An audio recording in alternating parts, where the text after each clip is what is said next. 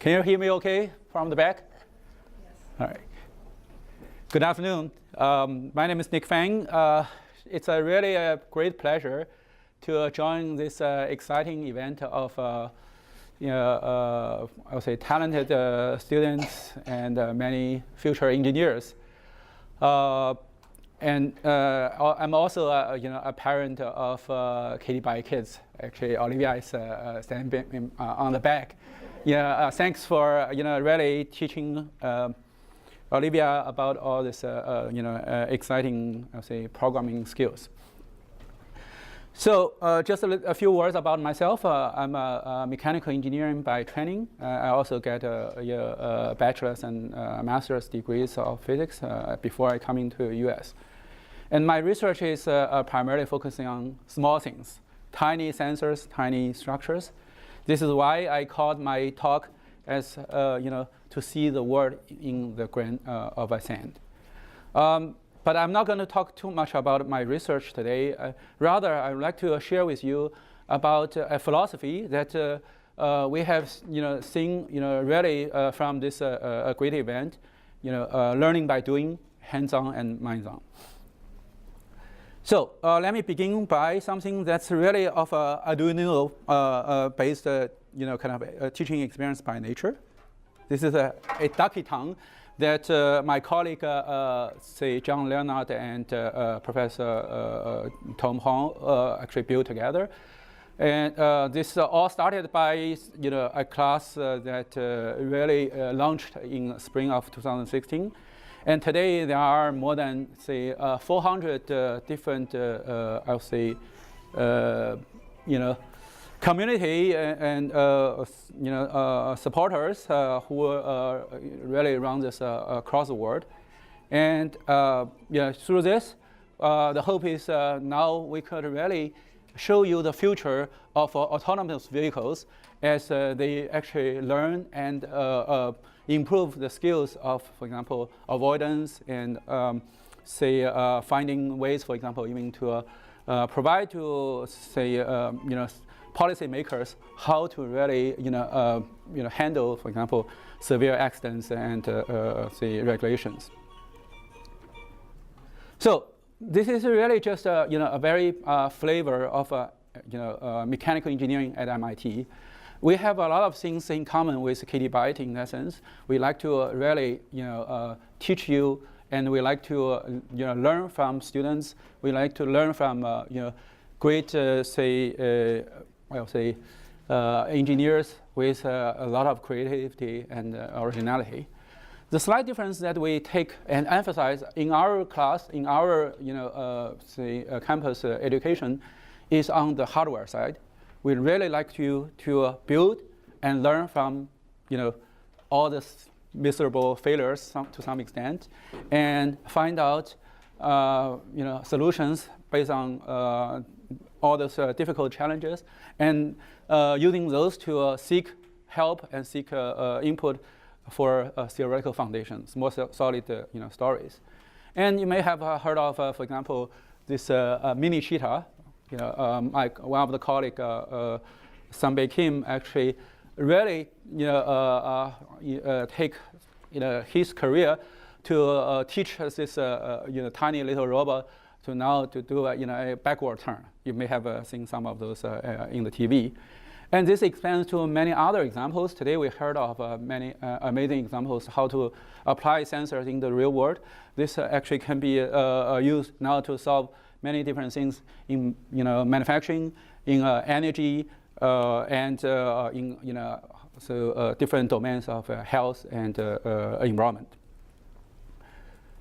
So taking that ducky tongue as an example, this is really not possible if we did not have a large group of say volunteers who committed their time, who add their expertise in support of this really pilot class.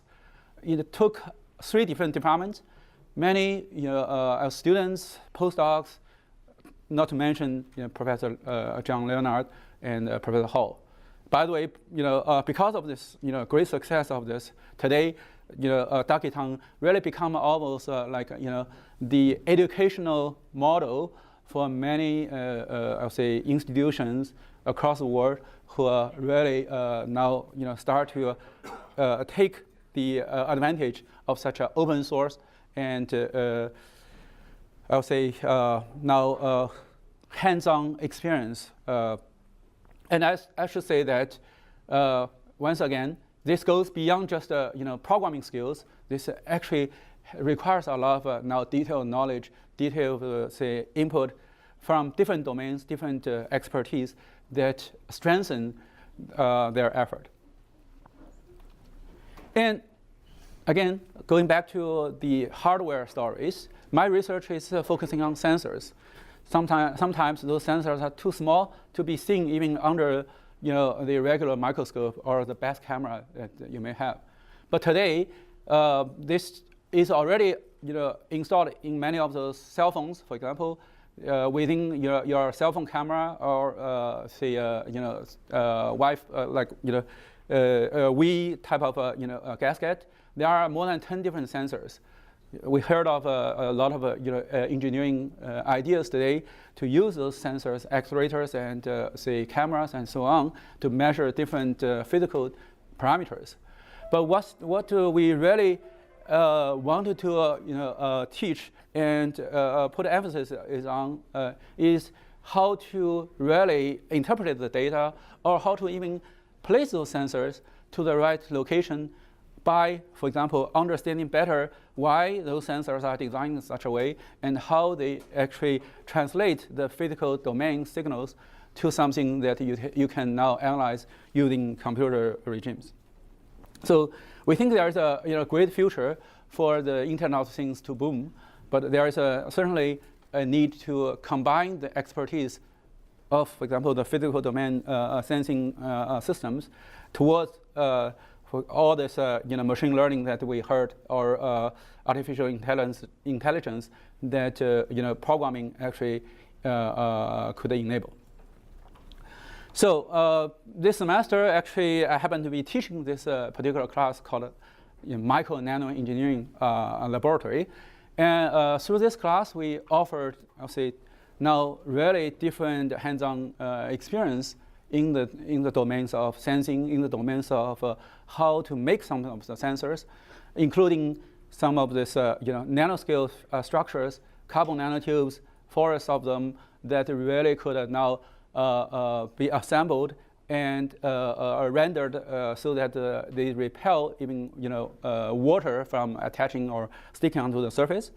You will also have a chance to learn if you, for example, had a chance to come to MIT and visit the lab. You will also have a chance to see how, for example, those individual cantilever or artificial devices allow you to measure and detect small features down to the scale of single atoms. And this brings back to, again, what we would need to interface and interact with those sensors in order to make them more efficient. So let me just talk about one aspect that I'm more familiar and that really goes to the research that connect the physical world and I would say the virtual world. And this is really an example of a 3D printing process. But this particular 3D printing process really allows you to design fine features down to the scale of smaller than for example a human hair, and build a more complex structure layer by layer, slice by slice, using a projection system like what we do for today's presentation. And it's almost like you are sending a slow movie through this projector, and you build now structures in real time. So this all started by my PhD years, and in the past almost 15 years and so on, we have went through many iterations. 10 or more different students and postdocs actually contributed different aspects of this project. And today we are really able to now make it to the accuracy that are almost comparable to that of a subtractive process like a machine, CNC machine. So coming back to the classes, the original tool that we are developing are much more expensive. We heard of the cost issues today many times, and thanks to different high school teachers and I'll say energetic students like some of you guys, we really were able to go through different experiments and make it now really available and accessible to students from even rural areas. So they can really take this simple concept of printing and make it to now work with I'll say minimal input in the engineering domain. And today we are also using that for part of this, for example, college education, including that one that I mentioned for the lab. So it has been already 12 years past. So some of the earlier, I'll say, heroes behind this, they were like you in today's presentation by the time I first met with them. But today they are already becoming also graduate students, and some of them are now heavily involved in the engineering education. So I'm really proud of this kind of opportunity to meet and interact with those talented kids. So again, this is not just only a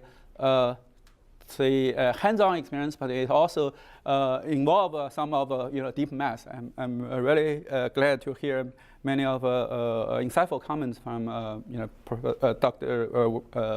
Werner today. So this is really to now bring the connection again from this physical domain and a link to some of the conceptual and abstract thinking using your mathematical skills. And those are all actually contributed by talented students that we had a chance to collaborate with. So with that, I really feel grateful to meet and listen to many of those exciting talks today. And I wish you will have a chance to come and build a stronger community, and hopefully some of you will find engineering really the career to pursue. Thank you very much. Yes, please. So a lot of the students here are really young, and they will someday go to the hopefully MIT. Do you have some advices for those students who have some ambition like that, and also especially in the engineering field? Yeah, so the question was, what advice do you have for students who want to go into MIT engineering? Well, thank you for your interest and enthusiasm to come to the engineering world. MIT is a small campus. We wish to really collaborate and interact with as many talented students as possible. But please, do bear with us. We are not, at the capacity to, host all of them. With that being said, I think the most important part for, those future rising stars are first, I'll say this is an endurance game, and a lot of times your hard work pays, and I'll say interest of pursuing now a science and engineering based career really depends on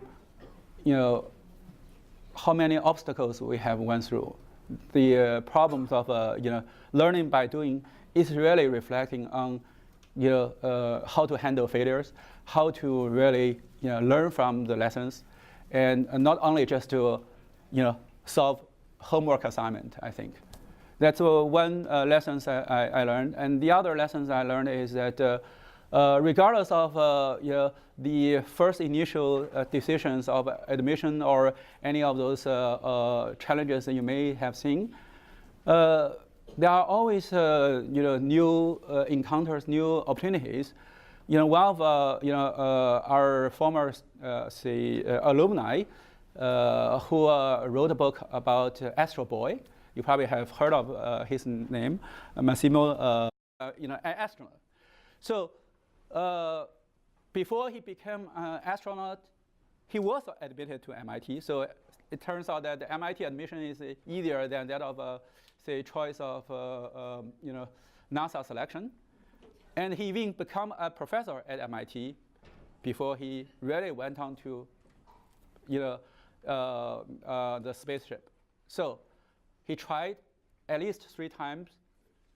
And the beginning 2 times, there was really, say, no positive result.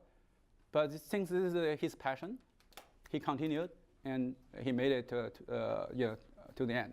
So I think that's the lessons we learned.